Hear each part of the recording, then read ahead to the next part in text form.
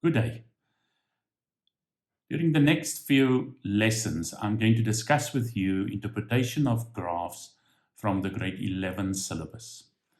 The examples that I'm going to discuss with you are all from this Mind Action Series grade 11 mathematics textbook. We are going to focus on two very important aspects within graph interpretation.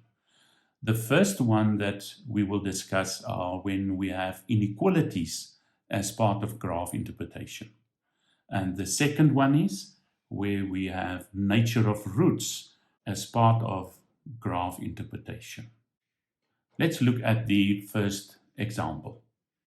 In this problem, they say that the following sketch shows the graph of fx equal to x squared minus 6x minus 7.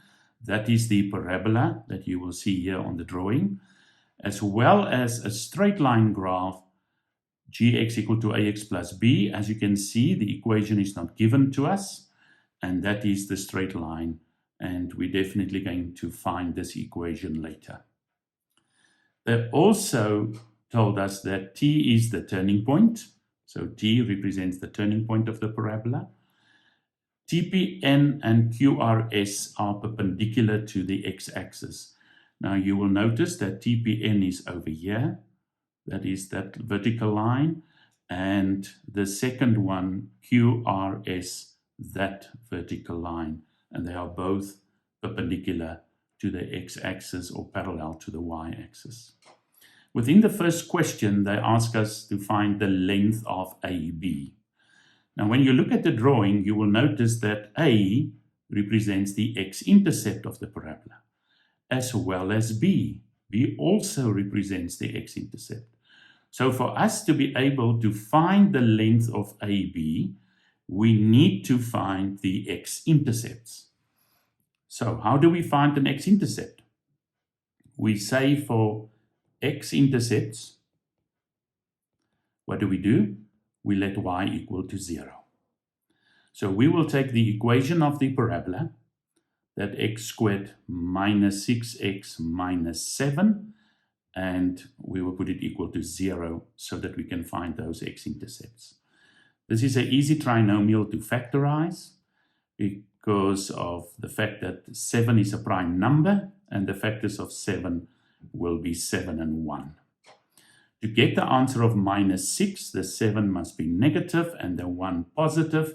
As you can now see that minus 7 plus 1 is negative 6. So now we're going to say that x minus 7 is equal to 0, or x plus 1 is equal to 0. So that means x is equal to 7, or x is equal to minus 1. So we can now put this 7, you will agree at the point B, that will be 7. And the minus 1 I'm going to put here with A. So as you can see now that this A, the intercept with the x-axis is at minus 1, and B is at 7. Now the moment they ask us for a length, we can't get a length with a negative value. So this minus 1 shows you the position of this point. But that length between A and the origin will be 1 unit. And from the origin to B, that will be 7 units. So AB will then be a total of 8, because it's this part, the 1 unit, plus the 7. So we can now say that AB will be equal to 8 units. So it's a fairly easy question. You just need to realize that you need to find the x-intercepts of this parabola.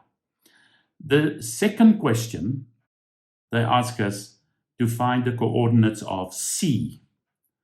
Now, C, you will notice that is the y-intercept of the parabola, as well as the y-intercept of the straight line. But we don't have the equation of the straight line, as you remember. Up here, they didn't give us, but they gave us the the equation of the parabola, which is this one. So if I want that y-intercept of the parabola, I'm going to substitute x with 0. So let's do that. Y-intercept, we substitute x with 0. So we get now that y is equal to x squared minus 6x minus 7. That is the equation of the parabola. We're going to substitute x with 0. So we're going to say this is 0 squared minus 6 times 0 minus 7. And I hope you agree that y will be equal to minus 7. So this point here at C, we can now say without a doubt that this point will be at minus 7. So let's put the minus 7 there, and then it's easier for us to see. Now the question was to find the coordinates. So that means to find the coordinates of C, we need the x and the y coordinate.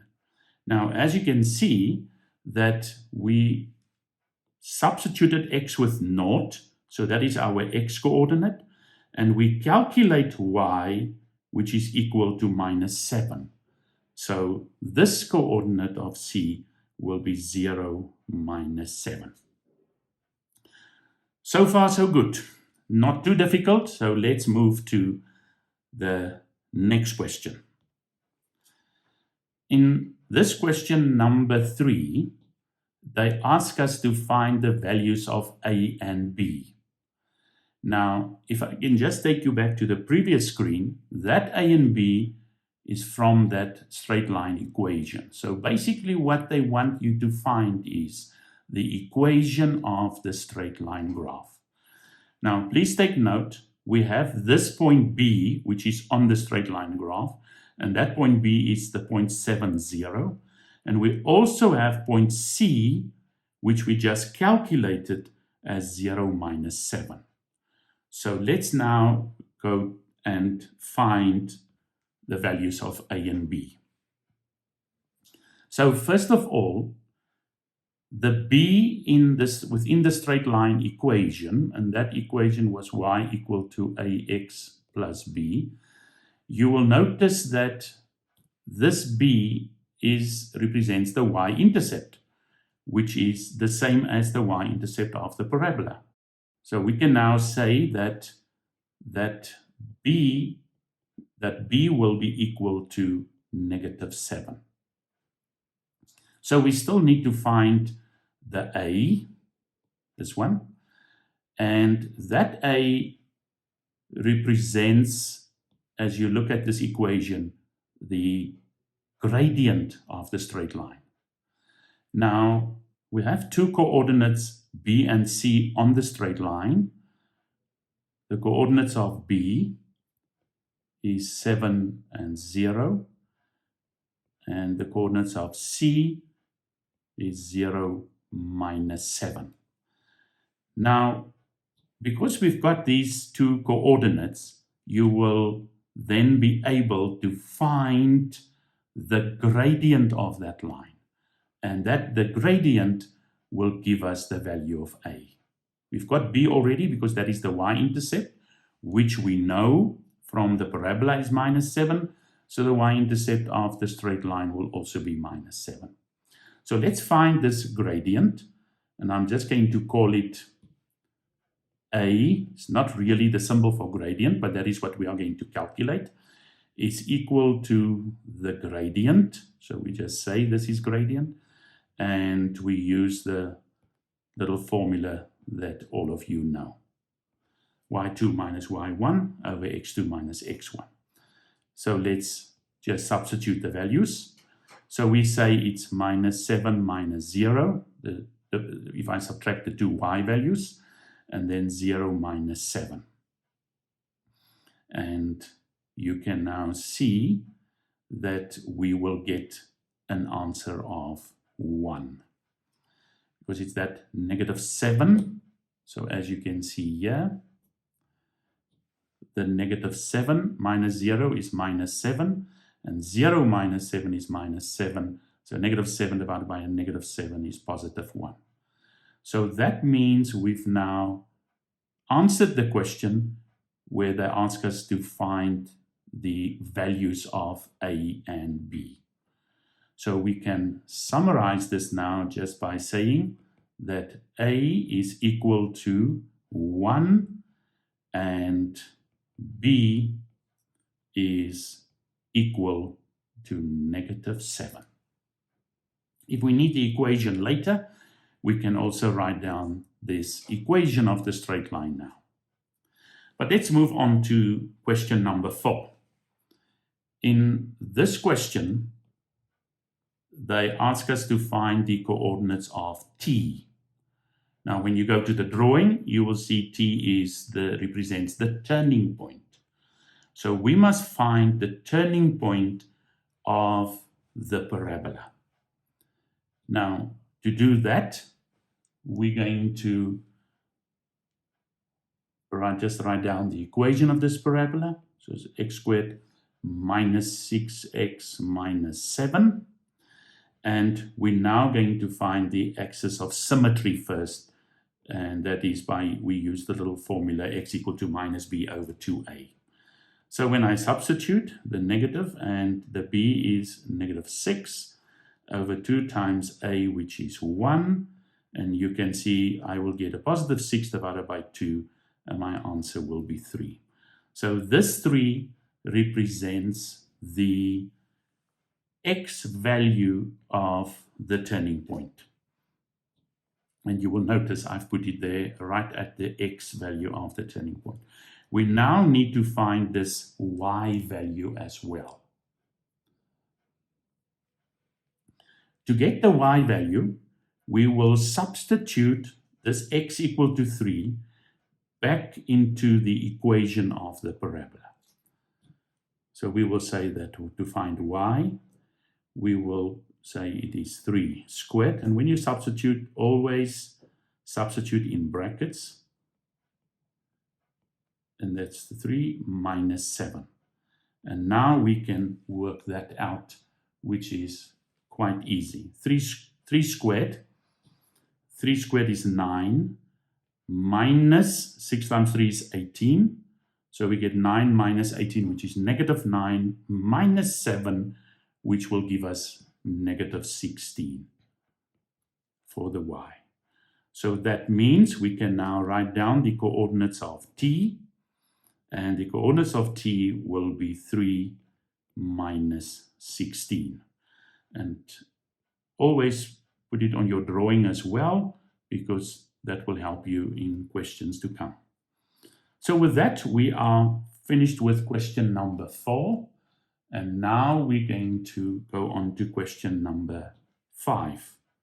The length of PT. We need to find this length.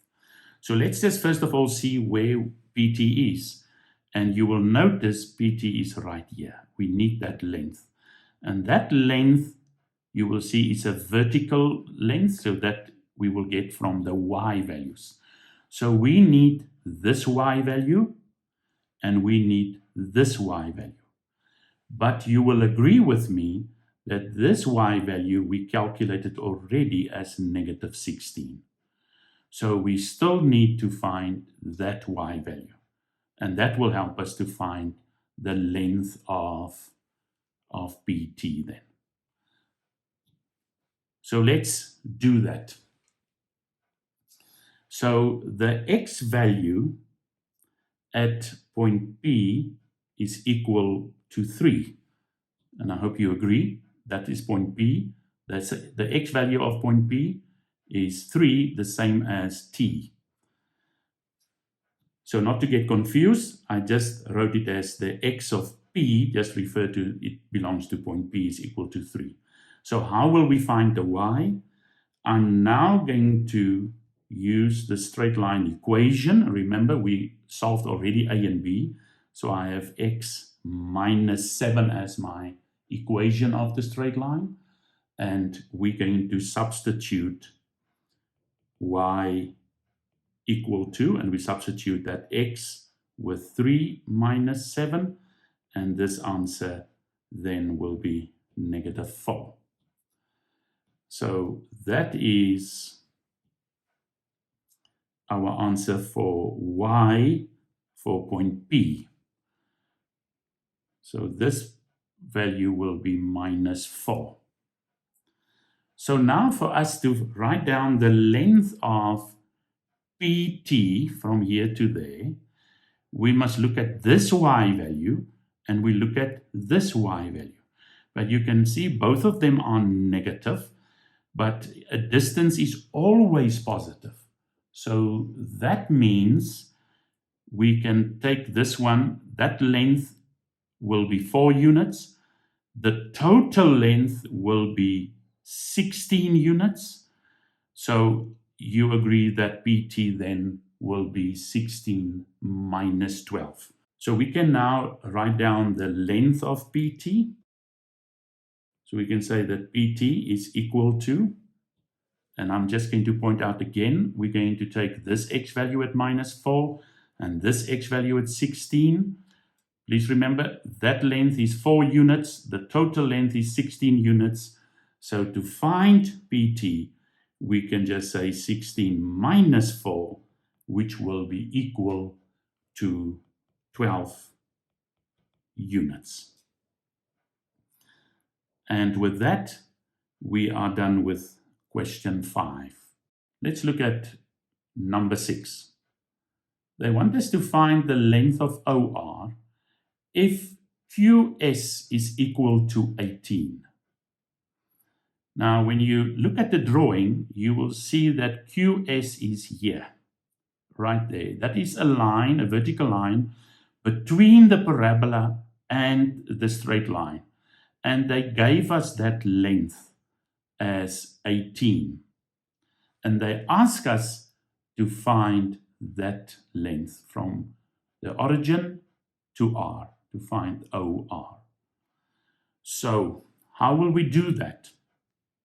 First of all, whenever we want a length of QS, what we need to do is we need to take the equation of the parabola, or the y of the parabola, which is the equation. We subtract the equation of the straight line.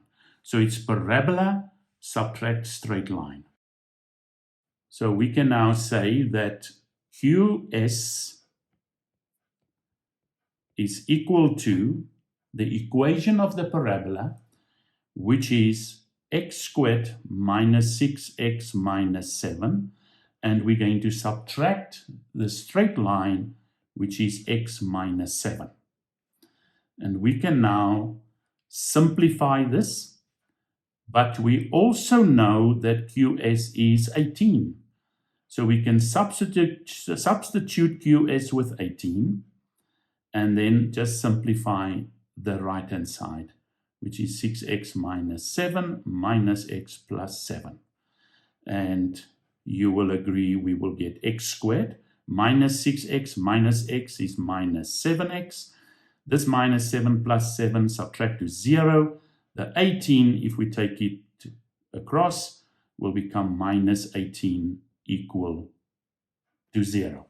So there we have a trinomial now that represent the length of this line QS. So we're going to factorize it now so that we can find the x value of the line which is given to us here. So I say x and x. The factors of 18, that will give us 7, will be 9 and 2. My answer must be -7, so the 9 gets the negative, the 2 will get the positive.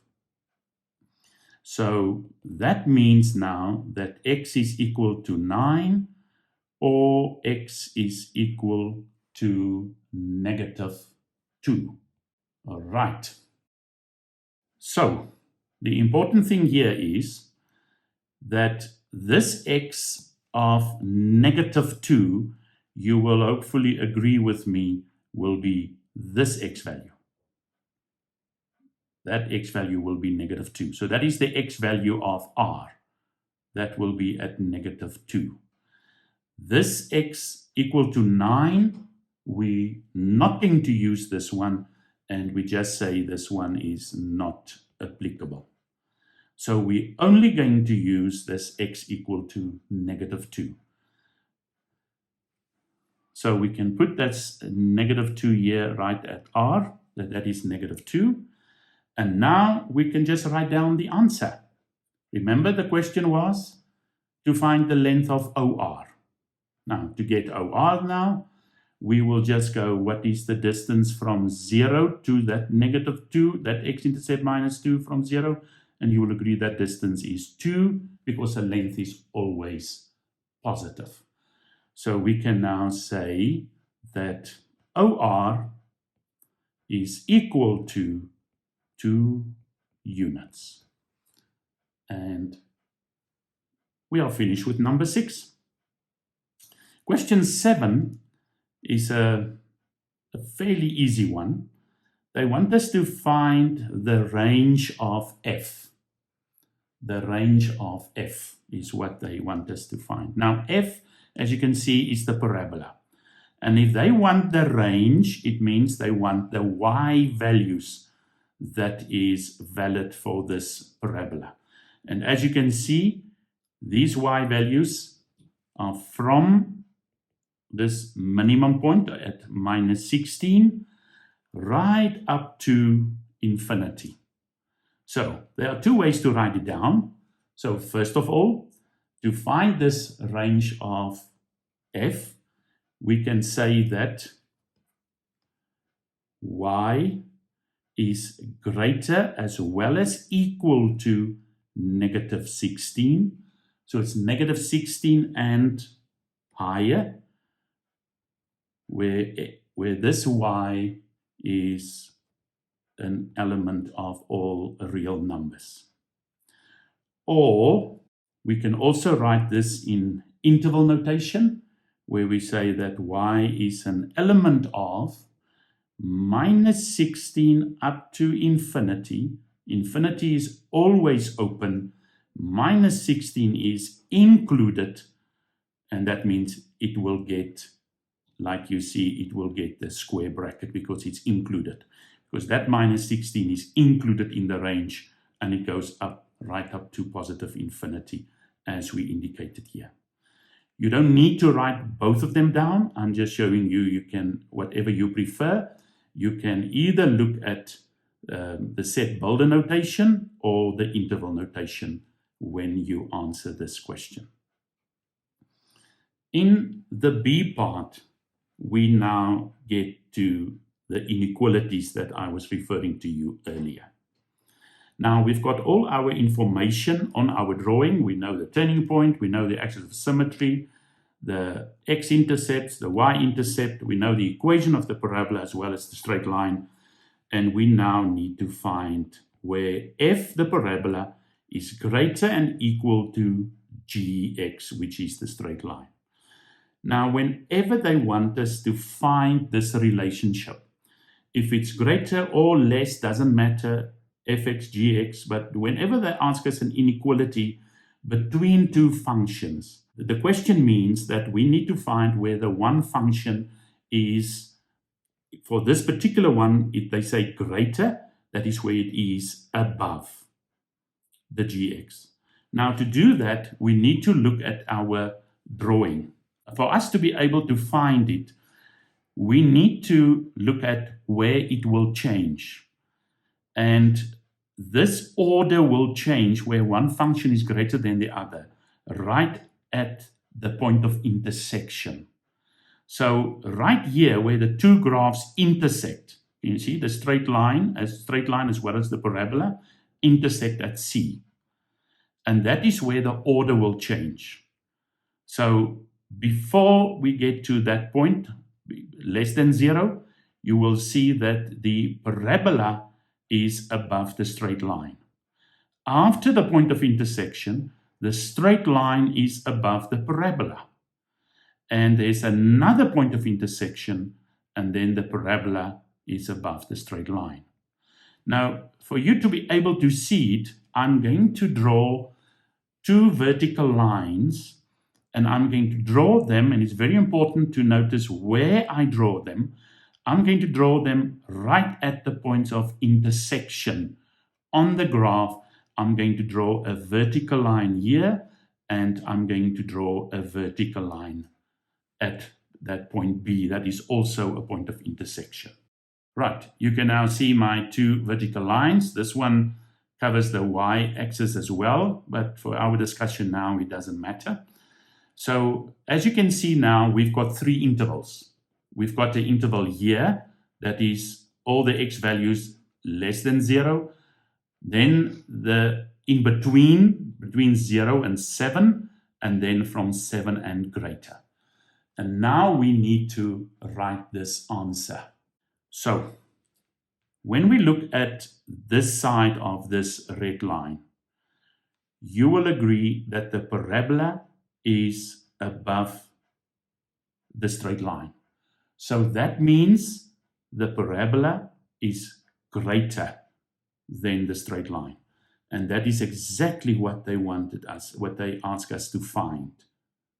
They want us to find for which x values the parabola will be above gx, the straight line. So let's write down this first answer. And the first answer will be x less than 0. The important thing is you always need to think if you must include equal as well. And equal means where the two graphs intersect. And then we look at our question, and you can see they also included the equal. So they wanted to know where it is greater, fx greater than gx, but also equal to gx. So that means we will include that one. And now we're going to look at the next interval. So you will see these lines divide this drawing into three intervals. This one, so you check this one, which graph is greater than which one. Now we look at this part. This part, the straight line is above the parabola. It doesn't matter that they're below the x-axis because it's only between the two graphs that we need to know the relationship. So the straight line is greater, so that means gx is greater than fx. And as you can see, it's not what we want. So this is not part of our solutions. So now we look at the third interval. And this interval, within this interval, from 7 onwards, you will see f is above g. Quite clear to see that f is greater than g. So we can write this down. Take note, we say or, because it can be, x can be less equal to 0, or x can be greater equal to 7. And for the same reason as for x less equal to 0, we say now x greater equal to 7. Because at 7, the two graphs are equal as well, and equal is included. And that is the solution. So let's look at another inequality. So let's now look at the second inequality in this question. And within this inequality, they ask us to find x where fx times gx is less than 0. So we must do a multiplication, and we must get an answer less than 0, which means negative. So what they ask us is that we must multiply the two functions and we must get a negative answer. So when will we get this negative? We will get the negative if the one is positive and this one is negative, or we can also get a negative if this one is negative and that one positive. So what it means in terms of the functions is that if the parabola is positive, the straight line must be negative. Or if the straight line is positive, the parabola must be negative. So they must have opposite signs. So the important thing to understand here is when where do we find where a function changed from positive to negative or negative to positive? And that happens right at the x-intercept. So if you look at this x-intercept, do we agree this side of -1, the parabola is positive? But now if I go here, there it is now negative. So this part is positive, this part is negative because it's below the x-axis. When a function is above the x-axis, it's always positive. When it's below, it is negative. You can see that changes right here at -1. The function positive, and it changed to negative right at that point. So I'm going to draw vertical lines again for this one, but please take note, I'm not going to draw it at the point of intersection of the two graphs like we did in the previous one, because that was where we answered the relationship between the two functions. We now want to find where the product of the two graphs is negative. So that means I'm going to draw the one line right here at this x-intercept, and I'm going to draw the other one at this x-intercept. So now it is about x-intercepts. In the previous one, it was about the points of intersection. Now it's about x-intercepts. So let's just draw those lines.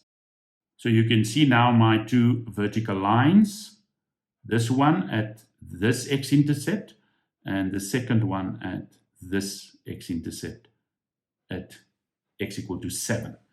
So we're now going to look at the three intervals again, but now we're going to look at this interval from -1 to this side, which graph is positive, which one is negative, or are both of them positive or both of them negative. So you will see to the left of -1, the parabola is positive. And you can now also see that the straight line will be negative. And as we said before, if for a certain x value, the one graph is positive and the other one negative, then it means that the product will be negative. And I'm just going to write it down here at the bottom.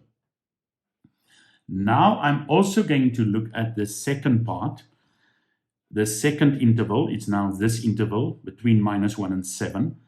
As you can see now, here the straight line is negative and the parabola is also negative. You can see because both of them are below the x-axis. Remember, if the graph is below the x-axis, the graph is negative.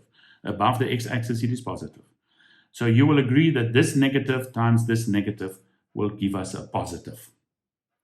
And then I'm going to look at the third interval. And this is the interval from 7 up to infinity. And here you will notice that f is positive, that's the parabola. And the straight line is also positive, which means the product will be positive. Now, our question was, where is the product negative? So we said when the signs are different. And as you can see, this is the only one where the product is negative, because that interval, the product is positive, and this interval, the product is positive, this interval, the product is negative. So we want this answer, those x values. So we can write it down that x must be less than -1. I want you to take note that we're not going to include the equal sign here because the equal was not part of the question. So we only wanted to know where the product is less than 0. That means negative. We don't want the product to be equal to 0. That was not part of this question. So with that, we are finished with this inequality. For the last two questions, they ask us about to find coordinates of the turning point, but they give us a transformation here, but within fx notation. Now, for us to be able to answer this question, it is really important that you must understand this notation. This notation means that it is the f of x minus 2. That is the y. So what we must do is we must take the f of x function, which is the parabola, and we must shift that parabola. And the question is, how do we shift it? And the easy way to do it, you take this part that is inside the bracket, that x minus 2, you let it equal to 0, and then you say x is equal to 2. So it means we need to shift the parabola, or for this matter, the turning point. We're going to move it 2 units to the right. Now, we know the turning point of this parabola because we found it already. And that turning point was the point t 3 minus 16. Now, we're going to find the image of this one, that is the symbol we use for a transformation. And we are going to move this turning point, this one, 2 units to the right. That's where we will take this point, that point, 2 units to the right. So you will agree that minus 16 will not change because that is a y value.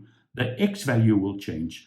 So if we change the 3 and we move it, that point x equal to 3, 2 units to the right, you will agree it will move to 5. So this turning point will become 5 minus 16. Take note, the y doesn't change, only the x. And to know how to move it, just look at that transformation and you know it will move 2 units to the right. So 3 will become 5. Right, let's look at the last question of this example, and that is y equal to the f of minus x.